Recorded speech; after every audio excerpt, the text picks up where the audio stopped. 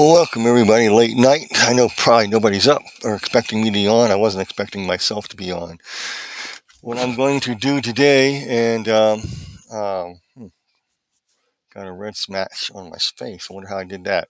Um, get distracted. Okay.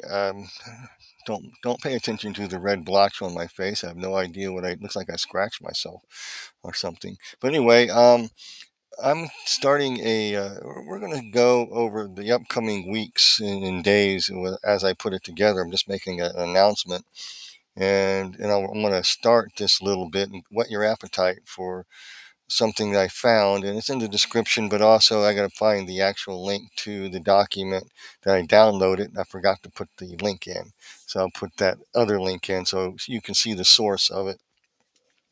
So with that, I'm going to be talking about this lady. Her name is Matilda, and she was a nurse during Roswell in 1947, 48ish, in that time frame when the Roswell incident happened. And through her experience, uh, she was sworn to secrecy, never to tell.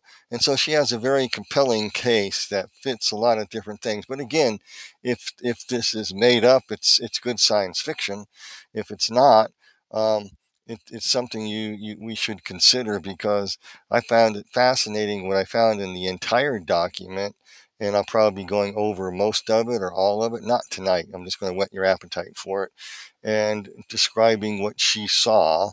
And what she saw was a alien named Ariel or Ariel or something like Ariel, and and she describes this alien as is in some type of biological type of suit, but the alien admits that it's a spiritual being housed in this thing. I thought that was interesting. And later on, one of the researchers came up and um, basically this thing is talking Alice Bailey stuff about the Lumerians and all that. So another researcher comes up and they put things together, and this is a bizarre thing, and they put together this interview with this alien. So it's interesting. So with that, I'm going to bring this up. Okay. How do I bring it up? Okay, let me shrink myself. There it is. And let me bring myself up here. Customize this. Make myself a little bit bigger. I'm going to put myself up top there. So I'll make myself a little bigger. Alien interview. Her name is Matilda O'Donnell MacElroy. And editing and supplemental footnotes by Lawrence A. Spencer. So we're going to look at this, and I'm going to bring this up so I can flip through the pages here. And I'm only reading excerpts from it. I'm not going to read the whole thing to you, but so the table of contents, that talks about preambles, a lot of stuff in there. So I'm going to go to like page 16 as soon as I find page 16. This is, I only can read certain parts of it. I can't read the whole thing, so I'll give you a kind of a synopsis.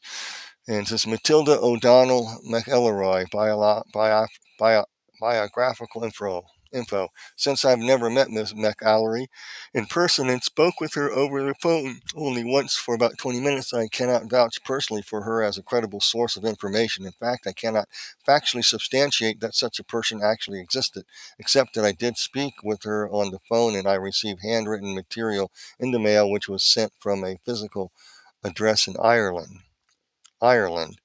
And when I spoke to her on the phone, I was living in Florida. At the time, our phone interview, Miss Elroy lived in Scotty Pine Drive in Glasgow, Montana. I know this because I mailed a copy of my book, The Oz Factor, to her as a gift. I'm going to go on. I did a little research on the internet about Glasgow, Montana for my own interest, and I'm not going to read all that stuff. When I talked to MacElroy on the phone, she mentioned that she had been relocated there by the U.S. Air Force after her service was completed, and that's where she met her husband, who was an engineer. I don't think she mentioned his first name. However, he worked on a building at the Fort Peck Dam, which created a massive Fort Peck Lake. Okay, so he goes on. So we go down here. I contacted her during my research for the Oz Factor book because I was led to believe through a very circuitous this line of investigation that this woman was suspected of having been involved with an alien contact at Area 51 or the Roswell crash site or something similar. Through a sequence of circumstantial inferences and accidental referrals, I actually found her number in the phone book and called her. Needless to say, when I called her, she was less than forthcoming in a response to my questions. However, I think she was impressed by my genuine, innocent sincerity to get information for my book. Nonetheless, she did not give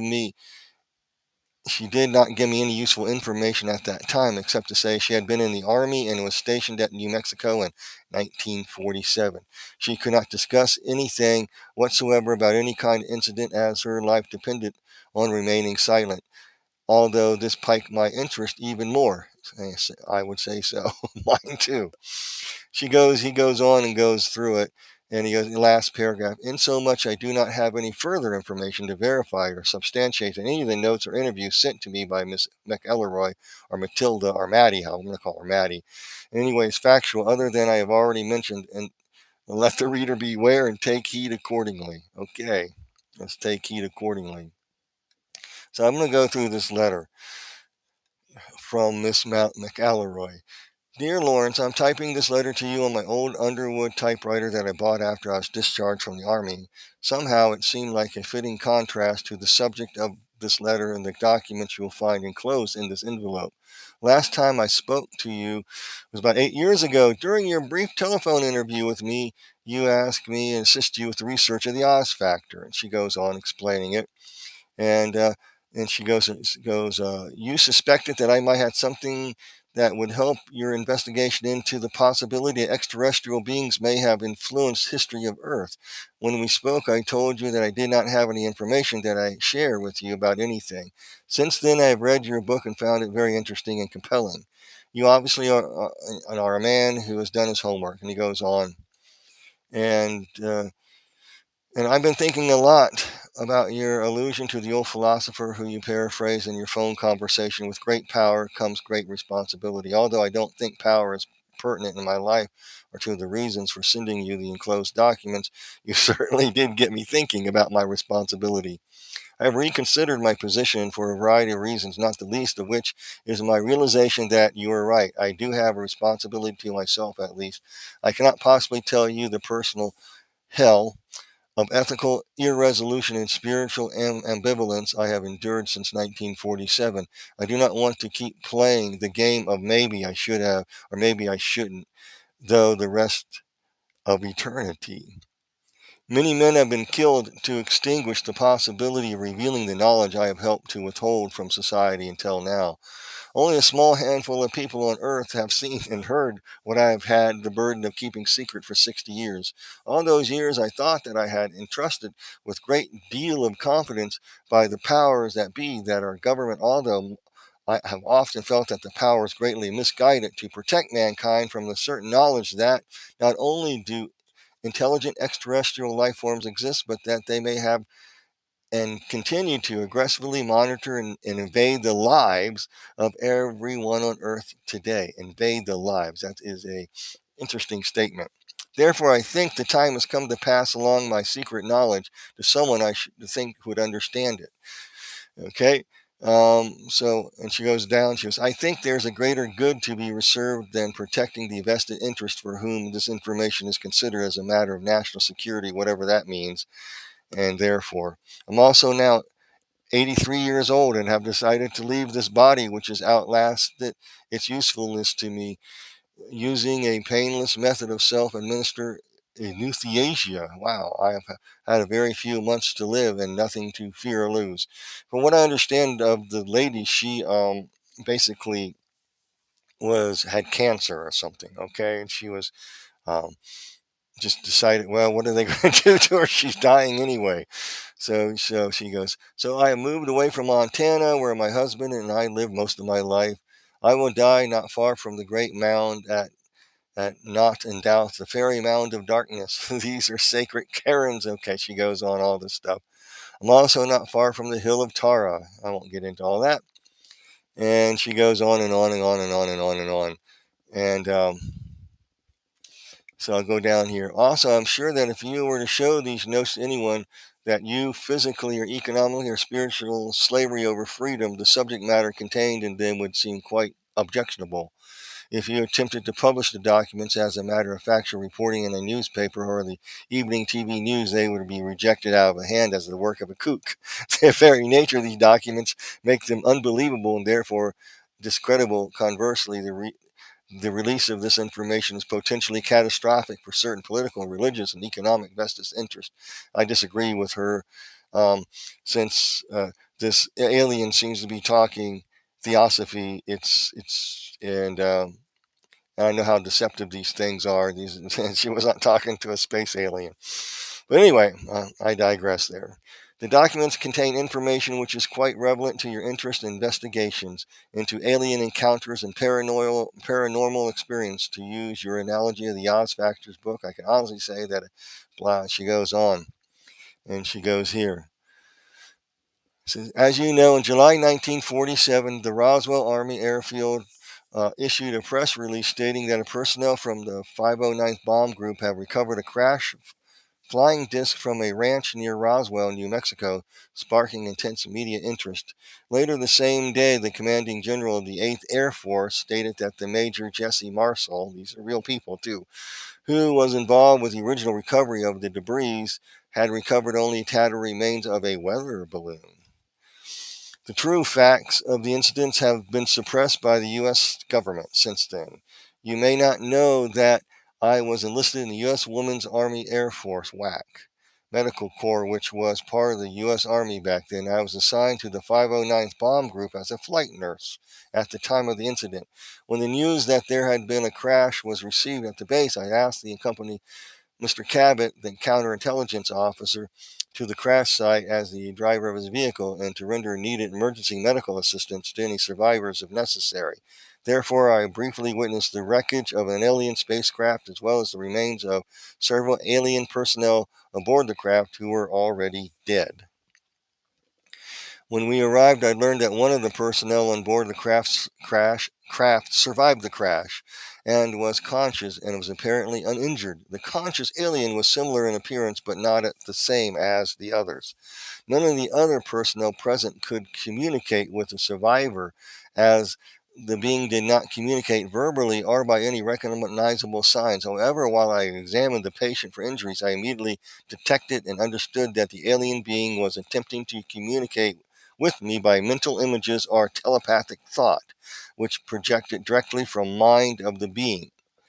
I immediately reported this phenomenon to Mr. Cabot, as no other person present could perceive these thoughts, and the alien seemed to be able and willing to communicate with me. It was decided after a brief consultation with a senior officer that I would accompany the surviving alien back to the base. This was partly due to the fact, let me scroll this up, due to the fact that I was a nurse and could attend to the physical needs of the alien as well as serve as a non-threatening communicator and companion. After all, I was only a woman at the site and the only one who was not armed. I was thereafter assigned permanently to the service as a companion of the alien at all times. My duty was to communicate and interview the alien to make complete report of all that I discovered to command authorities. Subsequently, I was supplied with specific list of questions provided to me by military and non-military personnel, which I was to interpret for the alien and record the responses of the questions. I also accompany the alien at all times during the medical testing and many other examinations to which the alien was subject by the staff from numerous government agencies. I was given promotion to the rank of senior master sergeant to improve my security rating and to increase my pay grade from $54 a month to $138 a month for this very unusual assignment. That was a lot of money back then.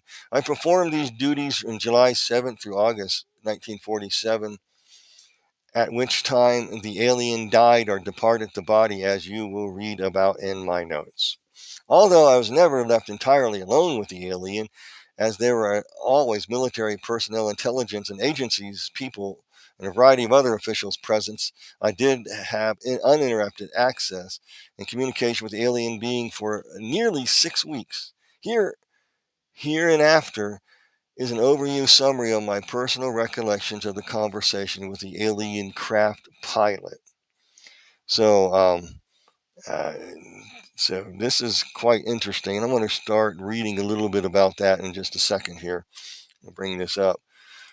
So she said the alien really didn't die because it was a spiritual being trapped into this thing. This alien had no nose, no mouth, or something like that, and never required water or food. And it seemed to be living in this, and it confessed that it could leave at will and can go. And it reminds me of a lot of Alice Bailey stuff. And this poor lady made contact with it. And people ask, why would this be? Why would you'll find out in here that she was less threatening than the others, and which was and came across in a female form, but this alien was not a female, as you'll read, and I'll read it to you in just a second. So I hope this whets your appetite, because there's a lot here. I'm not going to go through everything. I'm just going through a little bit to whet your appetite, because this gets pretty wild here. Okay. Although I was never left entirely alone with the alien, as there were military personnel here, okay, I feel it was my duty at the time, in the best interest of the citizens of Earth, to reveal that I have learned from my interaction with Errol, during those 6 weeks on the anniversary of her death or departure 60 years ago. So now it starts getting interesting. Hereafter, hereafter, Here and after is the overview summary of my personal recollection with this area, the Errol. I felt that it was my duty at this time, in the best interest of the citizens of the earth, to reveal that I have learned with this area. Okay. Although I served as a nurse in the Army Air Force, I am not a pilot nor technician. Further, I did not have any direct contact with the spacecraft or other materials recovered from the crash site at the time or thereafter. To that degree, it must be taken into consideration that my understanding of the communication I had with RL is based on my own subjective ability to interpret the meaning of the thoughts and the mental images I was able to perceive. And this to me, this lady is writing like a very professional military personnel filing a report. Somebody who worked in the sheriff's department and county agencies. I mean, this is this is standard operating procedure if you're going to do a thorough report on something. But anyway, she goes, our communication did not consist of spoken language in the conventional sense. Indeed, the body of the alien had no mouth through which to speak. Our communication was by telepathy. At first, I could not understand RAL very clearly. I could perceive images, emotions, and impressions, but it was different for me to express these verbally. Once RAL learned the English language, she was able to focus her thoughts more precisely using symbols and meanings of words I could understand. Learning the English language was done as a favor to me. It was more for my own benefit than for hers. By the end of our interview sessions, and increasingly since then, I have become more comfortable with telepathic communication. I've become more apt at my understanding of Errol's thoughts as though they are my own. Jeez, this is Alice Bailey stuff, and theosophists make contact, and these entities come in and they inhabit people. But I digress. I'm getting ahead of myself. Somehow her thoughts became my thoughts, her emotions are my emotions. However, this is limited by her willingness and intention to share her own personal universe with me. She is able to be selective about what communication I'm allowed to receive from her. Likewise, her experience, training, education, relationships, and purposes are uniquely her own. This is the symbol of the domain. Okay, it looks like AA. When I looked at that symbol, there's the movie Mars Attacks, and the aliens they draw this symbol in the air. I didn't know if you know that, but I think they might have gleaned some of their inspiration off off that cult classic movie, one of my favorite ones. Mars Attacks, Ak, and all that stuff. Okay, the Dominion is a race of civilization of which Ariel, The alien I interviewed is an officer, pilot, engineer serving the Dominion Expeditionary Force. The symbol represents the origin of an unlimited boundary of the known universe, united and integrated into a vast civilization under the control of the domain. Okay. Ariel is currently stationed at the base in the asteroid belt, in which she refers to as a space station in the solar system of Earth. First and foremost, Ariel is herself. Secondarily, she voluntarily serves as an officer, pilot, engineer in the Domain Expeditionary Force. Now, right now, I'm thinking, when I heard this, I'm going, yeah, right, this sounds like Star Trek. This sounds, yeah, okay. The Domain Expeditionary Force. So, in the asteroid belt, the fallen watchers were confined for a certain distance from the Earth in the second heavens, and it could be right around the asteroid belt. We don't know. I mean, I'm just saying. And because you have the second heaven, you have the first heaven, which is the atmosphere around the Earth, then just above, right around where the asteroid belt is, and a few of the planets that would be in this domain of these creatures. Okay, according to what the scriptures and everyone else has talked about that knows this stuff better than I do. Okay.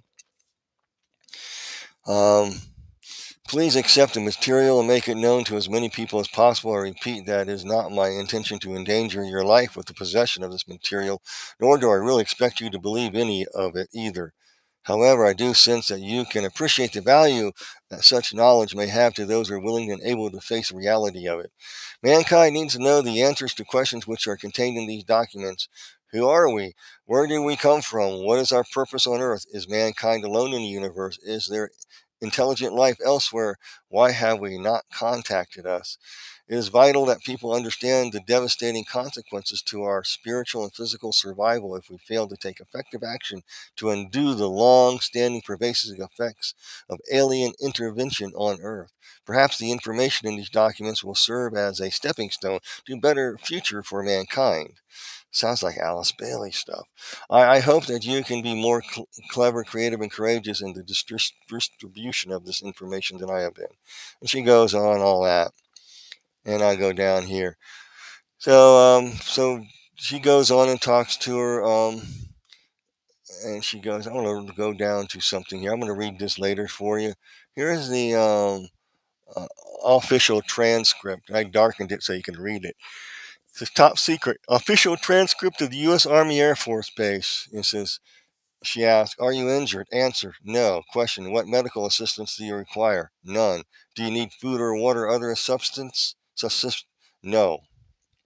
Question, do you have any special environmental needs such as air, temperature, atmospheric, chemical contact, air pressure, or waste elimination? Answer, no. I'm not a biological being.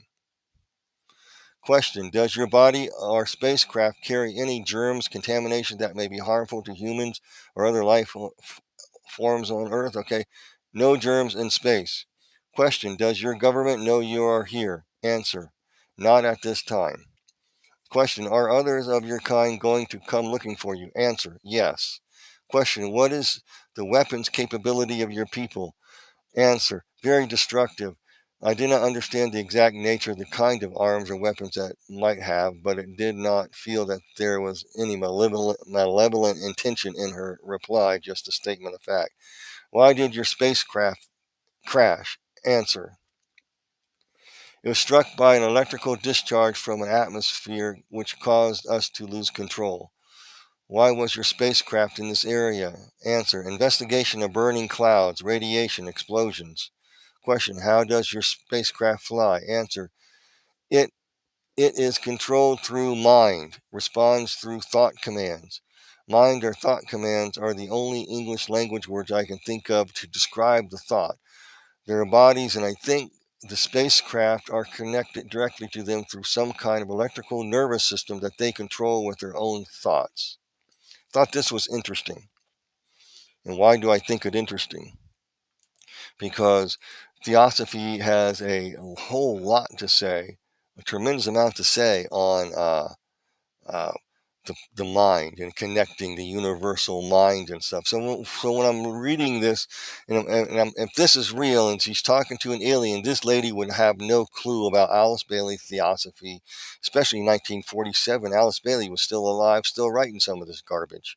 externalization of the hierarchy and stuff. So she wouldn't have known any of that. And yet, when I hear this and what's going on, you'll see the deception of how this entity is deceiving people to think that it is a space entity, but it just told enough of the truth that it's not a biological entity. It doesn't need water thing or whatever. It's inside of this body, this type of a suit. And it's basically, in my personal opinion, it was just here to play with us. And I understand that these entities, I mean, I know demonic world and especially in demons, they can come across as very playful and very nice and very seductive to pull you in. And they will help you and all this stuff. And then the next scene I saw in hell, they tear you apart. It's all things like that there. So when I was reading this, I'm reading it through my lens. So you got to understand that. So if this is true, it is rather interesting. So let me go back to shrink that, and let's go back to it. So I can scroll. It is controlled through mind, responds through thought commands. Okay, question: how does your people communicate with each other? Answer: through mind, thought. Okay, this is basically how the people in the ancient times and even today take hallucinogens or some types of drugs to contact spiritual entities. And in the externalization of hierarchy and cosmic and initiation of rays and solar and all that stuff, um, they're looking to overshadow and control people through the mind, through thought. So they want you to get in a state to receive them, and you will and you'll connect with them mind to mind, and you'll see images and stuff like that first. Just exactly what this lady is going through right here. Since she doesn't know this, and probably the writer who authored this probably doesn't know it either, you're dealing with demons. And it seems like in a real objective system can be measured and tracked. It seems like very professional documents. You have this as trying to pull the wool over a lot of people's eyes, in my mind. Question: do you have any written language or symbols for communication? Answer: yes. What planet are you from? Answer: um, the home. The birthplace world of the domain. Since I'm not an astronomer, I have no way of thinking in terms of stars, galaxies, or constellations or directions in space. The impression I received was of a planet in the center of a huge cluster of galaxies that is to like her home or birthplace. The word domain is the closest word I can think of to describe her concept, images, and thoughts about where she's from. It could as easily be called the territory or the realm. However, I'm sure that it was not just a planet or a solar system or a cluster of stars, but an enormous number of galaxies. Okay. Again, um, interesting. Question: will your government send representatives to meet our leaders? Answer: no. Very smart. At least they're smart.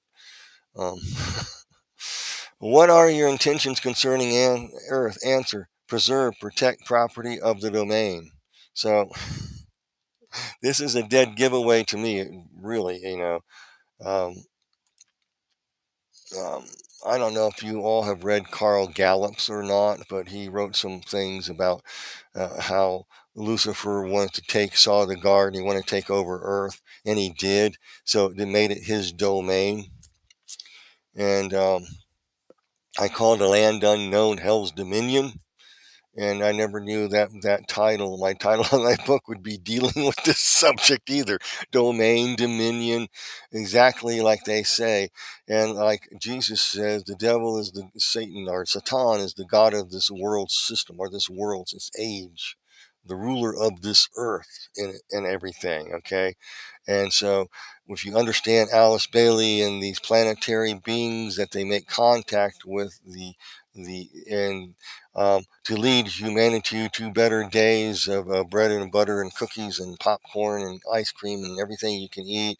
You can go go ride a roller coaster, and eat popcorn and lasso a dinosaur, and you can do all kinds of things, whatever, in this magical world of theirs. And they give you these illusions and stuff in your mind that you can see. And so how they communicate. So I would take that this person doesn't know theosophy, doesn't know the occult world, how they operate. Some of you who do will see right through it. And I don't think the author here who is putting this up in a book here, I only can quote small parts of it, and I'm about done. I'm not even anywhere finished with it. But I just wanted to share this part with you and just conclude real quickly here.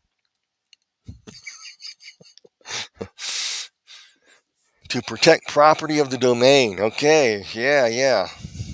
What have you learned about Earth, governments, and military installations? Answer: poor, small, destroy planet. Question: why haven't your people made your existence known to the people of the earth? Answer: watch, observe, no contact. Again, watchers. This is what watchers do. Watch, observes, but no contact. That's a lie. They do contact. This is a logical contradiction. No contact, yet the alien is contacting this person. And they contact people in the occult world, too. Okay. So they watch, observe, and contact. Anyway, I got the impression that contact with people on Earth was not permitted, but it could not. But I could not think of a word or idea that communicated the impression I got exactly. They're just observing us. Yeah, right. Have your people Earth previously? Answer: periodic, repeating observations. How long have you known about Earth? Answer: long before humans. I'm not sure the word prehistoric would be more accurate, but it was definitely a very long period of time before human beings involved. And this is where later on in the book, another researcher put together everything and in describing the root race ages of H.P. Blavatsky. The Lumerian age, the Atlantean age. This person is talking to a demon and she doesn't know it. And I think this thing wants to lead people astray big time. I'm just saying. Answer: small interest, attention, small time. Answer to this question seemed very vague to me. However, I perceive her interest in Earth history is not very strong, or she did not pay much attention to it, or maybe, I don't know, I didn't really get an answer to the question. Can you describe your home world to us? Answer: place of civilization, culture, history, large planet, wealth, resources, always, order, power, knowledge, wisdom, 2 stars, 3 moons. So here I look at it. History, large, wealth, resources, order, power, first rays of initiation, knowledge and wisdom. Yeah. The Luciferian thing, that I show in my, let me bring it up. The symbol here that I keep showing for people about this pyramid. Knowledge, the all-seeing eye of Lucifer to grant you secret wisdom and secret knowledge. I mean, I'm serious. I'm serious. Maybe I'm just imagining all this. You just have to put that in there. But I find it from an after-death survivor, and coming across this, I'm going, oh man, I wish I was there. I could slap this lady upside the head. What are you doing? But anyway, she doesn't know any better. What is the state of development of your civilization? Answer: ancient, trillions of years, always, above all others, plan, schedule, progress, win, high goals, ideas. Very cryptic, isn't it? Trillions of years, eternity, basically, always, above all others, above all. Didn't Lucifer want to exalt his throne above God's? Okay. Plan. Yeah, he has a plan. Schedule. Yes, he's on a schedule. He knows his appointed time. Progress. Yeah, he wants to win. He has high goals, ideas to achieve by pitting God's character traits against each other, coming and deceiving humanity in the process. But what do I know? I just recognize the language. So I use the number of trillions because I am sure that the meaning of this large number than billions. The idea of the length of time she communicated is beyond me. It's really closer to the idea infinity, in other words, Earth years. Do you believe in God? Answer, we think it is. Make it continue always. Do you believe in God? We think it is. So yeah, they think they do. They make it continue always. Boy, that is so cryptic. So let me try to interpret this. We think they have a plan. It is. It's going to be Lucifer. We're going to make it continue until it's done, and then keep repeating it. Again, this follows the typical pattern of how demons think. They know they're going to lose, but they just keep repeating the same old thing. And they want to pit people's, um, they, they, they, they want to critique or ridicule everything and deceive everybody and trying to exalt Satan's throne above everything. In the meantime, people will kill, rob, and destroy themselves. At the same time, they're here to save the planet, save the whales, save the trees, save you. They're here for the most benevolent thing you ever could see because they're watchers, but there's deception there. And she goes on and says, I am sure the alien being does not understand the concept of God or worship as we do. I assume that the people of her civilization were all atheists. My impression was that they think very highly of themselves and are very prideful indeed. Oh my!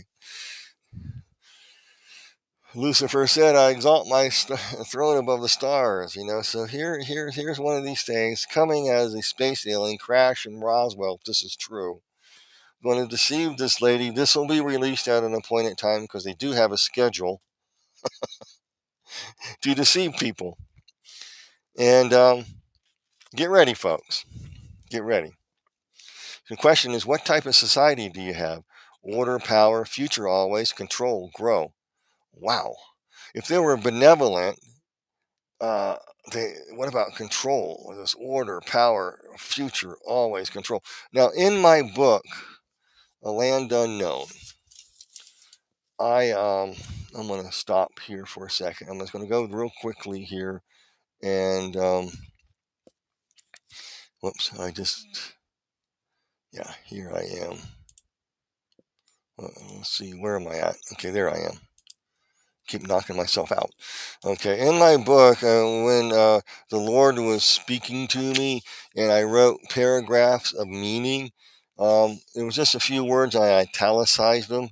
Like on page 102, it says, life with living instructions, guidance, teaching, live, unique, without doubt, exchange, disputing, the exchange, work imposed.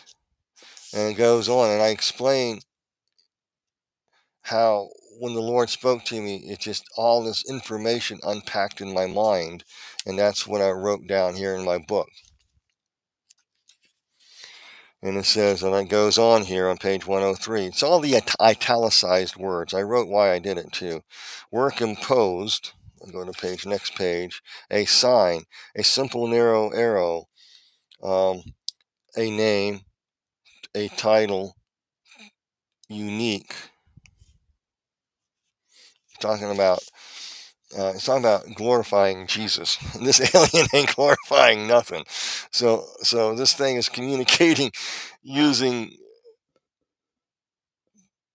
in my best estimate, take it or leave it, you don't have to. My best estimate is how the spiritual entities talk to each other through images and words and thoughts in your mind, just like Alice Bailey talked about. And so these are demonic beings. These are not angelic beings. This is not the Lord speaking. And in fact, when I wrote in my book, what this thing is speaking is entirely, totally different than what the Lord spoke to me, because what He spoke to me answered questions and pointed me directly to Jesus Christ and who He is, and revealed, you know, I'm witnessing, for whatever reasons. At the time, I was so scared. I had no idea what I was actually seeing. And it's a miracle I came back sane from this. But anyway, and the Lord had to help me understand it all, man. I'm just telling you, I'm giving you my interpretation of this stuff. So it's one: order, power, future, always, control, grow. And so if I were to interpret that, is they're all about creating their new order of power, always to continue on through all eternity, to control all and continue to grow and expand their dominion. They want to take over God's throne. Okay. Yes. So she goes, these are the closest words I could use to describe the idea she had of her own society or civilization. Her emotions when communicating her response to this question became very intense, very bright and emphatic. Her thought was filled with an emotion that gave me a feeling of jubilation or joy, but it made me very nervous also. Yeah, I'd be very nervous listening to that too, because they're very joyous. These things are so excited about overthrowing God's order and design and having this continuous future. All they have to do is make God, try to have God trip them up on his own standards, his own word, that he can't he can't keep his word. You gotta somehow trip him up. You got to make God live true to his own standards in the process. They're trying to box him in. And so they want to control God and everything. They want to grow and expand their wealth and power. Do I understand what the wealth and power is? I know what wealth power is, but the wealth, that I do not quite understand. Question: are there other intelligent life forms besides yourself in the universe? Answer: everywhere. We are greatest, highest of all. Very jubilant, and this lady's starting to feel nervous. Due to her small stature, I'm sure she did not mean tallest or biggest. Again, her prideful nature showed through in a feeling I received from her. This was the conclusion of the first interview. When the answers to the first list of questions were typed and given to people who were waiting them, they were very excited. I was able to get the alien to say anything. With that, folks, I'm going to end it.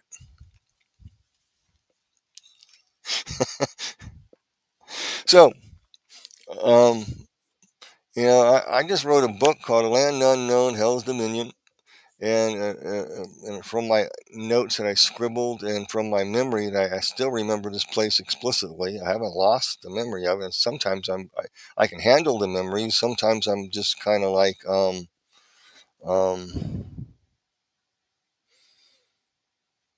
yeah, I'm glad the Lord helped me come to terms with it. I want to spare people from this land unknown, Hell's Dominion. And when they're talking about the Dominion, how prideful it is, that's a dead giveaway, and that she's dealing with the demon. When the Lord spoke to me, or angels spoke to me in heaven and stuff, it's totally different. It's awesome in a way that it reveals who God is and how good He is, and you learn to honor the Lord. You learn a new found respect for the Lord, because you come into an understanding of who He is, and in the meantime, you understand who these things are. And so, with that, I'm going to kind of just leave it and let you guys have at this video, late night video with a few people on. So I'm going to continue. I don't know how am I going to continue. I'm going to read through this and come back sporadically and go through this, and we'll pick it up in part two, whatever I call it, with Matty's word or something. And you just stay tuned for that. So I hope you enjoyed this, and if you enjoyed it, just let you know. If you'd like to contact me, my information's all on the screen. I am a website, After Hours Ministries, email, and if you'd like to support me, my support information's there. I have two books, Land Unknown, Hell's Dominion, and Heaven Beckons. I want to thank everybody who supports me. And for those of you, some people ask me, why don't you show your books? Um, so I'll go back, I'll show you the books. So I have two books. A land unknown, Hell's Dominion. I'm using a green screen, so then Heaven Beckons. And you can get them both on Amazon. Okay? And this is my book. That's my writing name, B.W. Melvin. So, yeah, it's the first book. Second book. The second book is described how I took a little walk with Jesus and in heaven, and he calmed me down about seeing hell. And then afterwards, when I came back, it's been a work of sanctification ever since. Am I perfect? No. Do I make mistakes? Yes. I'm just like everybody else. I'm learning, and I'm nobody special and anything like that. And one thing I came back from my experiences, I can't stand pride. I can't even stand my own. So I always have to be on guard of pride, even my own. And when I hear these things talking like this to this lady, how prideful they are, it's a dead giveaway that she was talking to critters. I find it very interesting. They were wearing this type of biological suit, which I will show you later in some of the other things. In this biological suit of some type, they can interact into this world. So, as Chuck Missler would say, these are not our space brothers; they're demons, interdimensional beings coming from a dominion or domain to deceive you, to get you on their side. They don't want the Earth destroyed. I can say that. They don't want the nuclear weapons going off and stuff because they want the stuff on it, as part of their possession. I don't understand any of that because it does say in Ezekiel chapter 28 about the fall of Satan, who was a covering cherub. He was corrupted by his uh, merchandising or trading. I don't have no idea what that means. I mean, was he selling rubies? What was I haven't that escapes me. I don't get it. And I've read commentaries and I still don't get it from the best minds on the subject. What were they buying and selling? And the only thing I could figure is after I came back saw from heaven, it dawned on me they were merchandising the secrets of heaven that are not lawful to utter. Okay, and and somehow that fits in with wealth, acquiring precious gemstones. It's almost like they want to take this stuff away from God and corrupt it. That's why they want it. And that's only my opinion. You can let me know what you think in the description. But anyway, I am going to sign off here. It's getting late. I just thought you might like this. All right. I'm not going to stay too long here. I'm not going to go answer any questions. I don't have time. And maybe there's a good one. Jackie says, yeah, more devils. Yep, definitely. I'll answer Pariah's question. What do you think about Christians that believe that we will be asleep forever until God takes us up? I let them believe what they want to believe. I can't argue with them. They're brothers and sisters in Christ. I don't care. They'll be pleasantly pleased to wake up that they're immediately in heaven. And they'll find out that they're wrong in due time. The Bible explicitly says to be absent from the body is to be immediately present with the Lord. And what these people do is they take the word grave and it meaning soul sleep and all that. They're taking an old term. Uh, uh, we say this word. My wife passed away in August. And the ancient people would say, my wife went to sleep in August. She passed away. She's on the other side. Okay, so that's how that word is when King David say, I go sleep with my fathers, or I go sleep, I go sleep with my, with all my kin, where my son is, I will sleep with, and all that stuff. It's talking about the afterlife. These people don't understand that. So I just love on them. Don't try to win an argument. Just leave them alone. Let them be that way. It's the best policy. I'd rather have peace and mercy than trying to fight over something like that.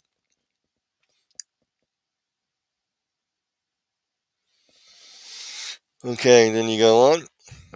How we explain NED and people who think we will die and await the great white throne judgment. I'm confused. I can get confused by that too myself, because people get very confusing about it. But the great white throne is the unbelievers being saved. Okay, that's it.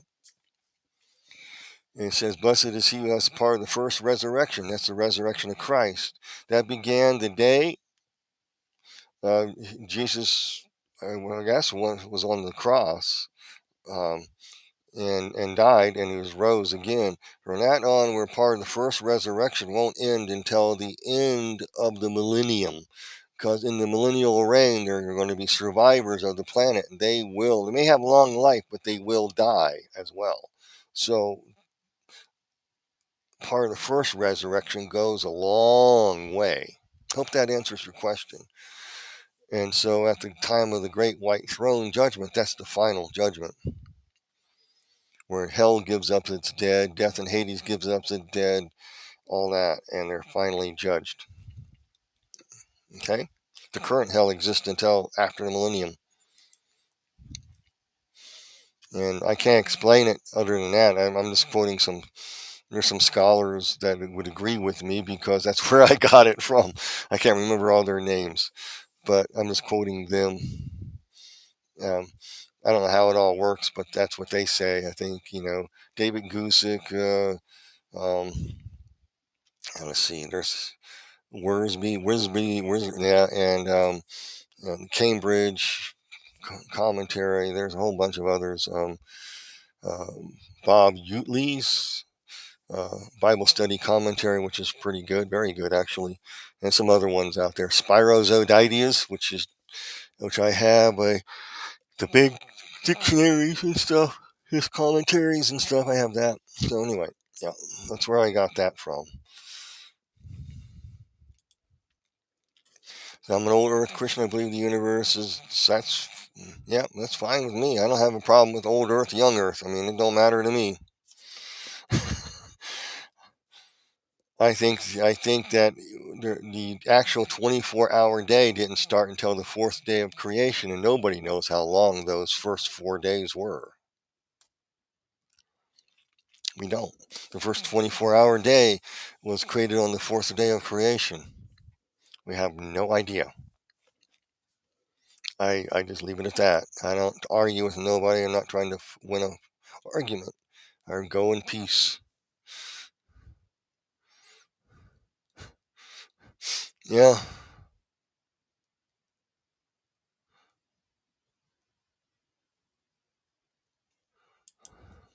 Okay, I have answered this. Am I evil or wicked if I sin, if I don't preach and open air preach no, you're not evil or wicked. Okay, just ask the Lord to help you. You don't make the same mistakes I've made. That's all I can tell you. You don't have to force; it'll come naturally. And just ask the Lord to bring somebody to you who will be a gift to the Lord, or ask if you can pray with somebody and see what happens. Most of the time, you'll be rejected, but you can't, engage in a conversation. Actually, it's pretty simple. And once you develop the skills, it'll come more naturally. But you're not going to be able to reach everybody. That's something the Lord had to show me. You just do your part, or as they say in England, do your bit.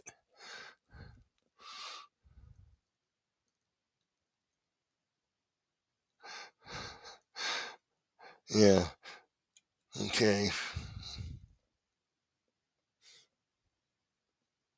That's a good comments. Yeah, the preaching, like Jackie says, comes from the Lord. He directs that. And Jackie says, very wisdom here. If I try to give the gospel on my own, my words don't come out right. Same here. Same here. I've learned the hard way. That's what I mean. I had to learn the hard way, like Jackie. So anyway, I'm going to scroll down here. In faith in His grace says, if you live forever, time has no bearing. Death is the catalyst for time. You got it. You hit the nail on the head.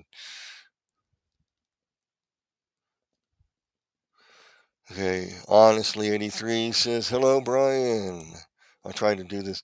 Will we know the man of lawlessness before the rapture?" That's a debatable question. I don't have time to get into, but in my opinion, I think Paul is writing in Second Thessalonians that no, we won't be. He's just using illustration. If you miss the rapture, you're going to be seeing this Antichrist too. That's how most people I know and scholars interpret it that way. We may have an inkling of who he is, but when he's finally revealed, we probably be out of here.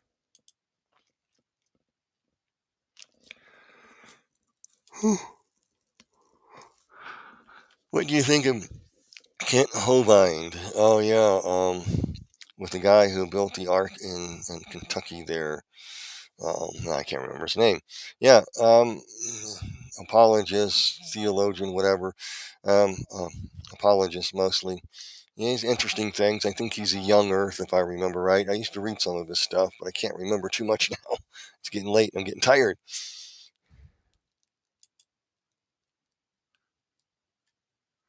Okay. Well, thank you for those kind words, Kong. Yep. I wish people would look into the books and take a Bible and go through the scriptures that I bring up. Have the Lord have me write it. What's your take on Steve Witkoff? I have to look him up. I don't know anything about who he is. The name is familiar, but I do not recognize it. I don't recognize the person.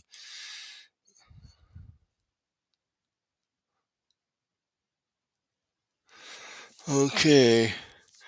All right, folks. Um, I'm going to go ahead and sign off. It's getting late here. It's probably late where you are, too. But anyway, I'm glad you all joined in and stuff. And I always conclude with this thing. And with that, you guys be blessed in Jesus' name. And Lord, make his face shine upon you. And may you be blessed in all you do. And I'll see you in the next few days, coming on, off and on. Lord willing, and the creek don't rise. So thank you all. We'll talk to you later. And stay tuned for this upcoming series. I'm going to be reading parts of. I got to review the book a little bit more. Only got as far as I did, and a little bit more. But I can't read the whole thing verbatim. I have to skip parts. Okay, that's all I'm doing. So with that, you guys be blessed in Jesus' name.